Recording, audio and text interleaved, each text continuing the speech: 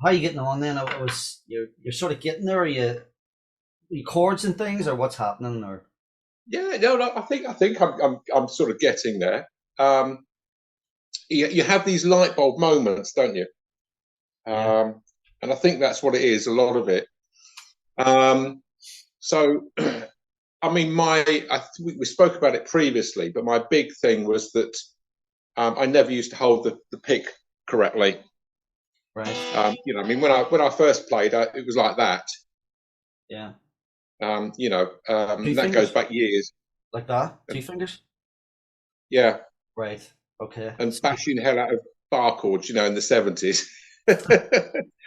So now it's just getting that sort of set up like that, which is, we're getting there. yeah. Okay. Um, Yeah. but what I've established in recent months really is when you're strumming is not to go at it too hard. In fact, what I tend to do, I've likened it to trying to find the bite point on the clutch of a car, Yeah. Yeah. if it makes sense. So when you first start strumming, there's an apt to go straight down Mm. and do it too hard. And of course, when you come up, it makes it sound awful. Um, Yes. What thickness pick are you using? well, this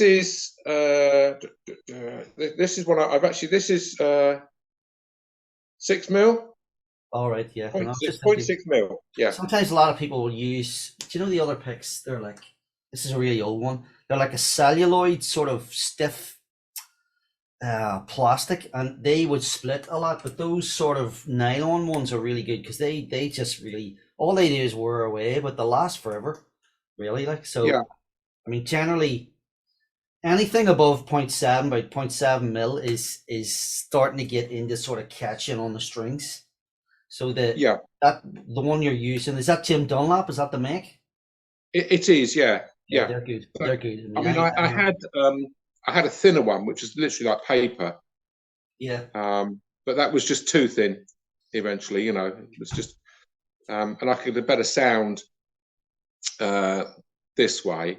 yeah, Um, so I guess really the two things that sort of, so that is the thing is strumming. yeah. I mean, I can get the consistency up and down, but then it's actually hitting the right strings, if that makes sense. And I'm sort of getting there. Is that on the ups? Yeah. So what I tend to do Yeah, is I'll tend to sort of do that, but yeah. when I come back up, because I don't want to go on too hard, I miss it. Does Yes, that make sense? yeah. So if you're doing like if you're doing a chord that's like an A or a D or something, you know that you can't hit those two.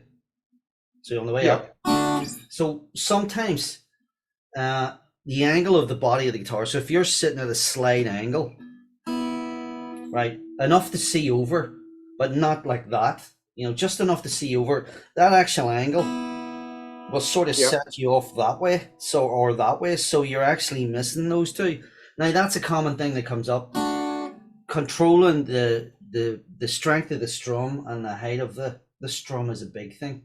So if you're doing like Yeah. G to D, so it's getting used to sort of cutting off around the Yeah. third string on the way up. It is partly to do with the angle of the guitar, yeah, because that does make a difference. Obviously, you can't have it like that, and you don't want to do much like that, but it's just getting. It is a conscious thing at the start, controlling how hard that comes up.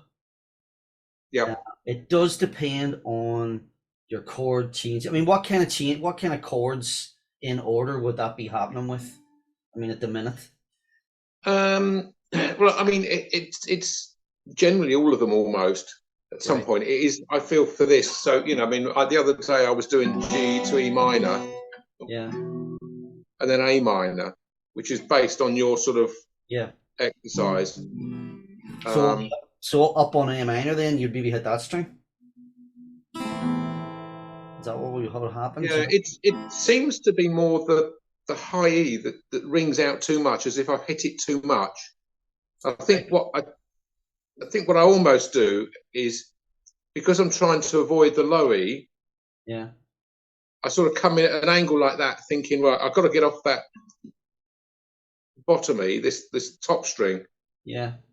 Does that make sense? So I'm coming at the wrong angle. And you're right. I mean, I have been sort of playing with how I sit, where Yeah. I sit. I'm not sat in the best of positions now because I'm talking to you, sort of thing. Yeah. Um, So would you and say that the force that you're hitting the E string is too hard? Like it's too it, much of a, you know, it, pull it on it? was, it was certainly. I mean, it's getting there, you know. I Whereas know before it's I'd be like that sort of thing, you know. You'd yeah. hear that E string over everything else. I mean, the thing about rhythm is when you get going, as you'll see later on, where you accent the beat, where you purposely want to have, say, for example, good song that maybe down the line you get working on would be Perfect Ed Sheeran. Now, you've probably seen that in my free stuff anyway, but Yeah, for 6/8 timing, and if you're doing ballads, quite commonly, you would get a heavier down on the one and 5 lighter ones. Now, there's been an awful lot going on in lessons this week. This has come up. I actually did a lesson yesterday. There's a common rock rhythm that you'll see later on as well. That's like a where you're going heavy on the one, 2 light yeah, ones, a heavy one, and kind of have this alternating thing. So certain styles of music, certain genres like ballads especially, like 6/8 or 12/8, where you want to have that heavy one and the light ones. But when it comes to ups, it's harder to control it. I mean, generally yeah, at the minute, I'd probably say to keep the rhythms even and not worry about accenting things. Because when they come in, if you're still working on tightening up your rhythm and you bring in accent and stuff, it's an extra thing to add on to sort yeah, out. yeah. So I mean, that good rhythm. You're probably playing down, down, up, down, up now. Are you on to that one yet with the like a swing rhythm? Yeah. Right. Right, that's a really, really common one, and the double up in it causes problems. But when you can get that going, now the thing about guitar is it's weird because the nature of it, we're starting with the treble strings, which are always louder anyway. They do Yeah, tend to overpower the bass strings. I mean, if you think about when you're strumming a G, you don't really hear the third in it. You don't no, really hear the no, B. no. You tend to hear these and the bass. So you can get sensitive to it. You could get oversensitive and think, God, I'm really hearing only the high stuff. But I was sort of worried there more was the sort of force. If you're not forcing the ups, but they're just sort of the same, what would you say, the same pressure at the minute. Until you Yeah, get into accent and stuff, that's different. But at the minute, keeping that sort of nice and smooth. But it is a wee bit of, it depends on the chord changes. I mean, you could focus, that you need to do anyway, but you could focus on the difference between the 6 string chords and the 4 and 5 string chords to get that to work on that, especially. hmm This business hitting string. It's really common. I mean, for example, when I'm teaching the kids, the younger ones guitar, I mean, they're just hitting everything. I mean, D is just, and you go saying 100 times, you don't hit these two. We're going from the D string, and then yeah, to get them to actually focus a really tight strum and stop this sort of, kind of digging into it all the time. I mean, the chord changes. How many chords have you done so far? So you've done G, E minor, A minor, D, C. yeah. I mean, I sort of, I've done however far it is in the course Right. Okay. that I've got. So it is C, C, G, Right. well, A, B, C, D, B7. B7. Um, Right. Okay. the B is a bar chord, which is a bit. That's mainly because I've got these. I've got this book that I picked up when I was in the States. Mm. This guy that sort of it's like blues. So really, it's because I used to do that years ago. Mm. I sort of pick up. I mean, I was rubbish, but I'm a little bit better now. So to sort of, just sort of have E7, A7, and B7, and just play around with those 3 chords. Right. I Okay. do that to get the chord, my fingers hard and sounding nice. It's Yeah. just so satisfying. Once I've done a strumming exercise, generally what I'll do is I do the spider exercise first to start to play out, to warm up. And it's amazing how much difference that makes, just doing that 5 minutes before I practice. Yeah, like a warm. Yep. And then I'll do some strumming practice, which could be half an hour, it could be 40 minutes or an hour. Okay. And then I'll just finish off with a bit of doodling afterwards, you know, whether that is trying to do the opening section to Wish You Were Here, which I can sort of get sometimes when people start to recognize it now. Good. Or finding a 3 or 4 chord song and just making that sound, you know. Yeah. But it's funny you say that, actually, but you become sensitive, you overhear the top E.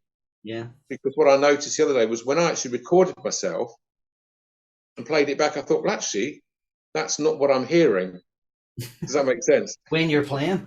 Yeah. When you're playing, it's different. Yeah. Yeah, I understand that. So conscious of it. And now I'm sort of thinking, well, perhaps what I'll do is I'll record stuff every so often, because I know that from when I started, back in February, when I first picked the guitar up again, Yeah. you know, I was a beginner. I probably don't.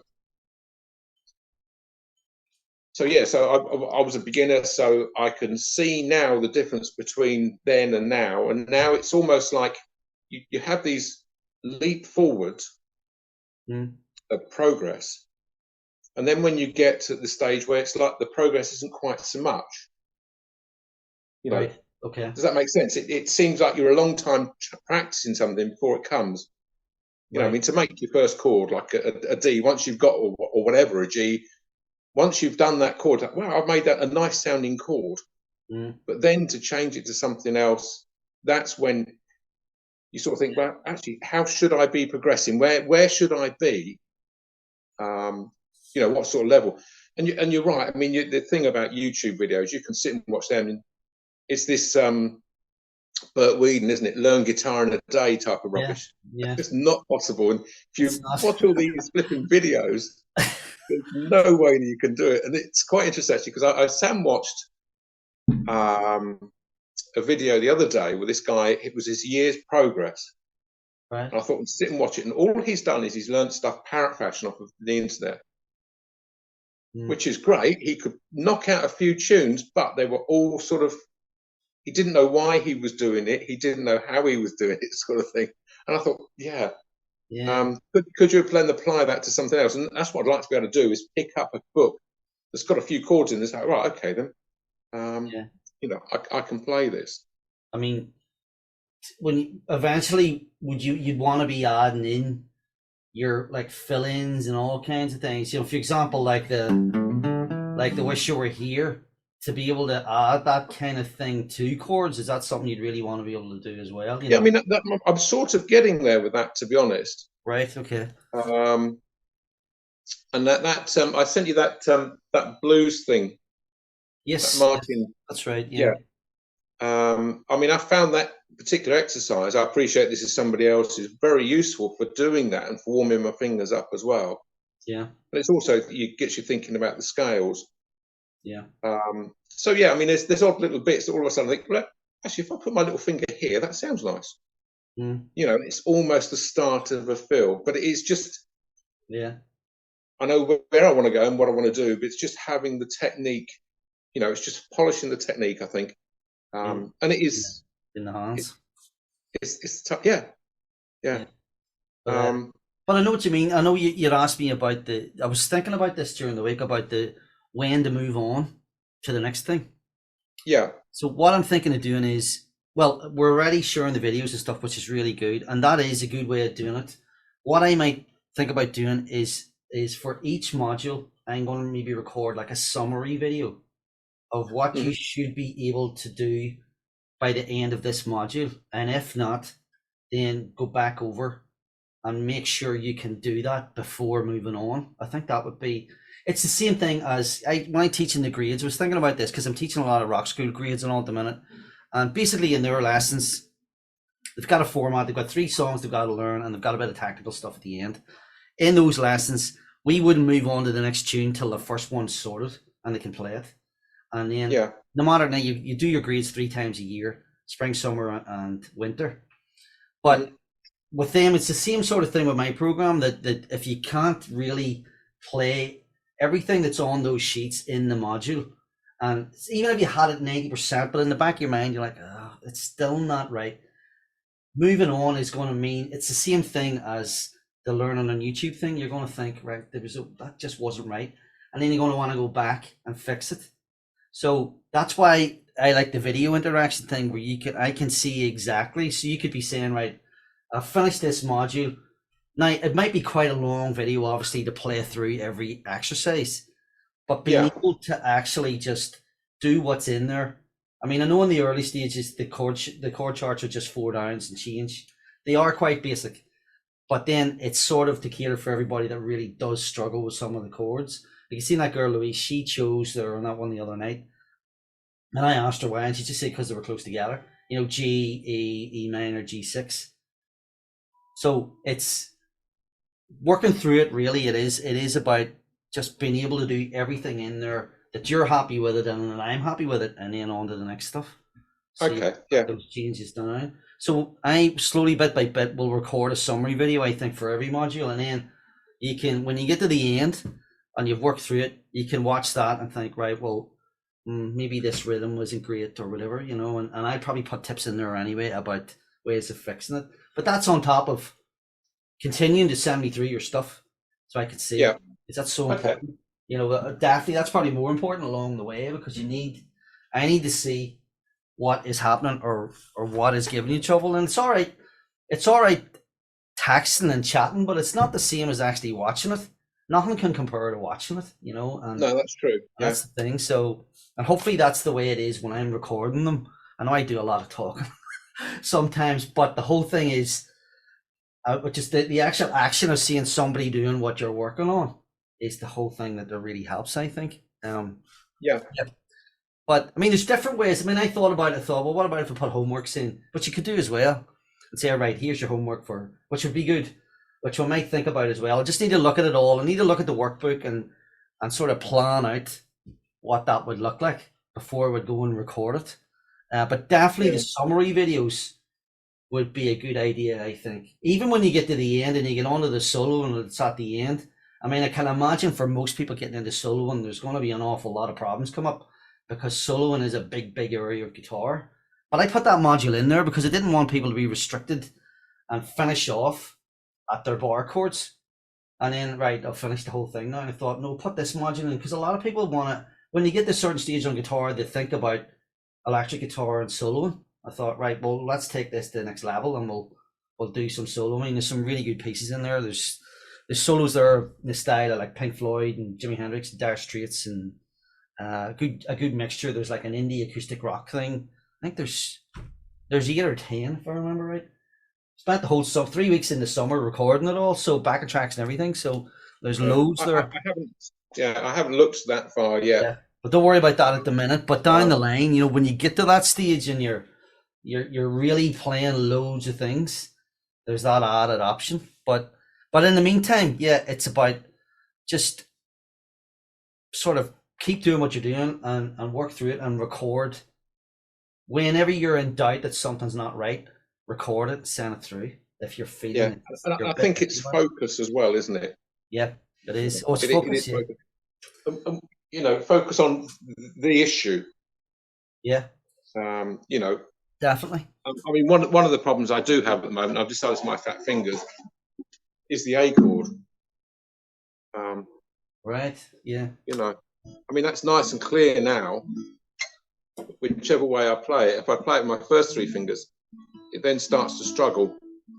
Would you normally just go for because that, if you can do it that way, I feel that's better in the long run, if you could do it with those 3. Mainly because if that's movable. So A can easily become B or whatever it is later on down the line when you get into your bars and all that stuff.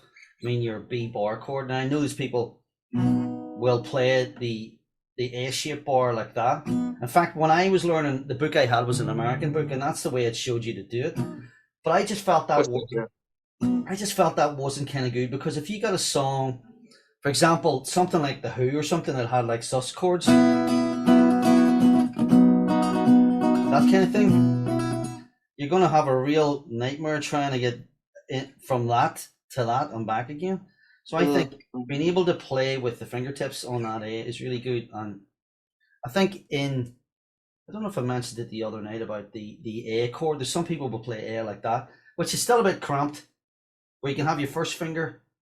So Yeah, that's like a guide finger for songs that will have E or E and A and D. So that's one way of doing it. But the A chord does cause problems because it is so cramped in there. There's not a lot of room at all. yeah. Well, So, you just saying that is, it's a problem for everybody is a good thing, oh yeah, it definitely is. Yeah, Yeah, even. I mean, I wouldn't say I have fat fingers, but I don't like that A either. I'd rather have that. I like the way this is free for yeah, say A to B minor. I like the way this hovers about, and then I can put it wherever I want and use that like a guide to get me to the next chord. yeah, So when that comes up later on, you'll see that in the sheets later. So say you had D, say something like, well, I was teaching Ed Sheeran Perfect yesterday. I don't know what I'm talking about Ed Sheeran, but there's so much of his stuff going. But D, and it goes to B minor. This one, Photograph, and then it goes to A. Now, even though that A is out there, it goes to G next. It's always kind of having around that finger, so you can just guide it to the next chord. So, I mean, I'm not saying not to use that one, but definitely that's going to give you more freedom. That's the way I'm playing it more often than not. Yeah. But I mean, and that's the other thing I've been looking at. I think I mentioned it was how chords are formed, so triads. Yeah, yeah. And a different way of sort of forming them. So if I find something that's difficult, is there an easier way? Can I build it up some other way? Yeah. To start, does that make sense? And it's not always, and that's not probably not the answer, but ultimately, because I've got to get it right. But if there's when you're down on the low end, there's not as many options as when you get moving. I mean, your A, for example, from your bar chord, the triad would be there, which is your F, major 7, brought up. For the low end of the fretboard, there are chord inversions and stuff. You can get a D, for example, like a D F sharp, which you see an awful lot, like that kind of thing. Right, you can get a D F sharp like that, but it's not necessarily any easier than that one coming up.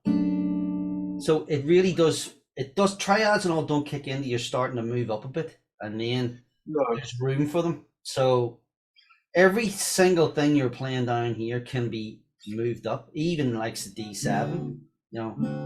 That would be a weird looking E7. Yeah, I can't remember what it was that I played. I was talking about, but I used that as the basis for another chord. Was it that F sort of shape? Yeah, I can't remember what it was now. I'd have to look through my posts.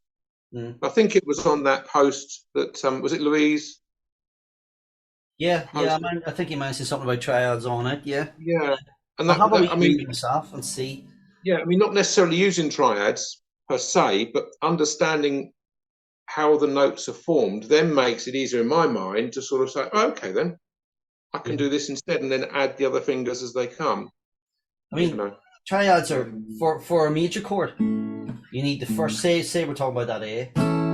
You've got your A major scale or your do re mi sort of,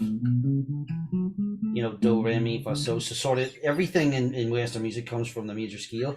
So the A chord's made up of the first, the third, and the fifth note: A, C sharp, and E. So if you're playing your A, your C sharp's here, and your A's here, and your E's here. Now we're leading in from the A string, but that is only one shape. You could also have an A chord there. So that's just D dragged up chromatically through the notes: D, D sharp, E, F, F sharp, G, G sharp, and there's its root note there. The thing that comes up later on is these aren't always the handiest to play, because actually it would be that if you included the root.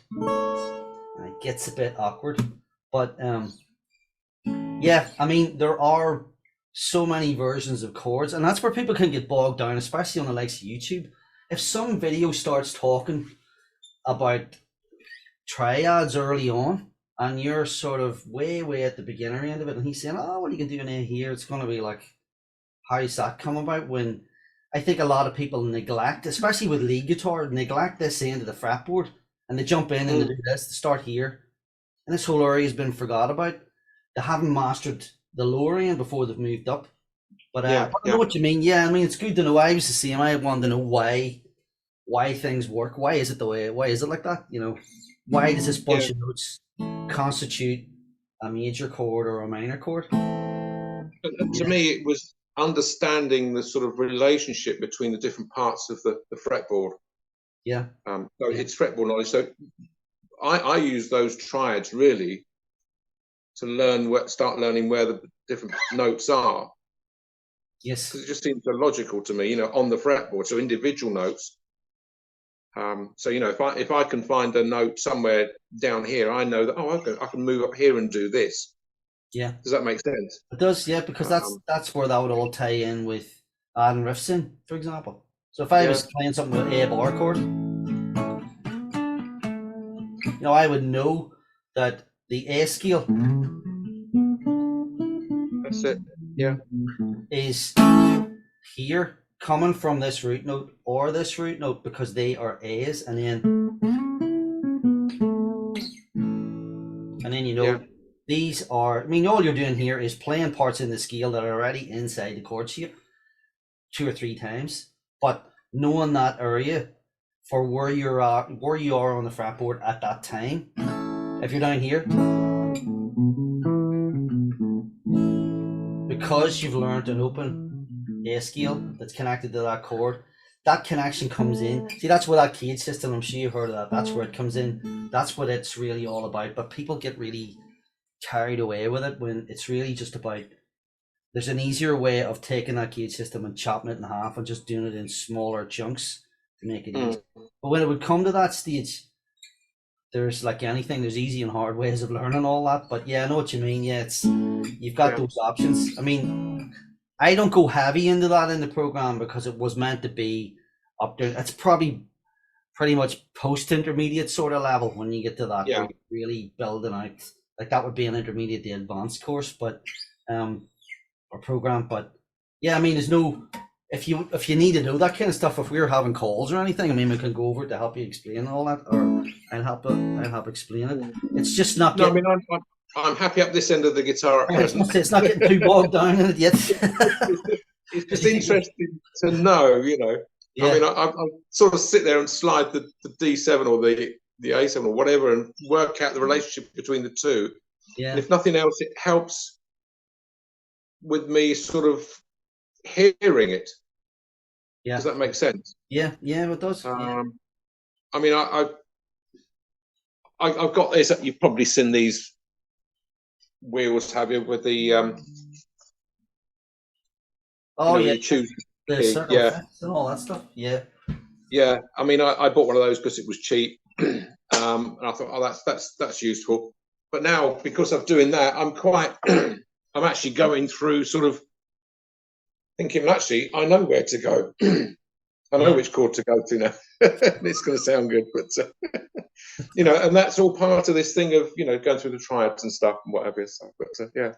Anyway. I'm glad you're progressed. Is it okay, Alan, if I'm recording this at the minute, if that's okay? I've been sort of putting the training things on, editing them down on the offer page kind of thing for the program to let people see the one-to-ones and all. Is that okay if I would do that with this? Are you happy? That's absolutely fine. Yeah. Yeah, please do. I mean, I've done that one publicly. I'll give it a few weeks and try again. Yeah, I think it's getting over that first one, isn't it? Just getting past that initial, gotta record this. That was brilliant because all of a sudden I thought, what am I scared of? We're all on this journey, for want of a better expression. I mean, there's another lady, Patty Smith, from somewhere in America, down deep south in America, and she bought it, and she must have gone on to me about 4 or 5 times about problems with the rhythm, and all I wanted her to do was send through a video on Messenger, not publicly, and she never did it. And I says, well, if you don't do this, I can't help. I can't. Yeah. I can't offer my advice if you don't share with me what's happening, and she hasn't done yet, and I don't know what's happening. But No, that's the it is thing, tough. It's you tough. know. Yeah. But I might, if you don't mind, at some stage later, I wouldn't mind doing a video, maybe a proper testimonial, like this kind of thing. Not now, but maybe down the line a wee bit, if you're okay Yeah, with that.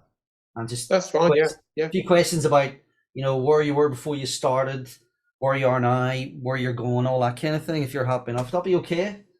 I'm sure we can sort something out in the future. Yeah, yeah. Yeah, that'd be great. I'll Yeah. appreciate that. If I Okay, can well, back it up with a few videos, I hope people that's can been see the helpful. progress. I hope that's been helpful today. Anyway, Brilliant. Yeah. Thank you very much. no Yeah. worries. I'll let you crack on to your next lesson. I'll go back to work now then. So Keep the videos. Keep the videos coming. I've got this old acoustic guitar which I was given. Yeah. Only an old thing. It was restrung. My office is upstairs, and I sit upstairs. And if I'm in a Teams meeting that I've got no particular involvement in for a little while, I'll sit there and pick a few notes out, but don't tell my boss. So you just I think he does. put them on mute for a minute, and Yeah, I think he does the same. oh, jeez, really interested. Yeah. Anyway. Practice is practice, I suppose. At the end of the day. Well, I've sat there in front of the television, muting the strings, and just done this. All right. To keep the rhythm going, Yeah. Or I've sat there and just sort of formed the shapes of my fingers and not actually made a sound. Yeah. The finger memory, Yeah, well, still practice no matter what. That's the main thing. But it's good to get chatting to you anyway. So chat again soon and let me know how things are going. Brilliant. Thank you very much. I'll keep you posted. No worries. Thanks. All right. Take care, mate. Bye.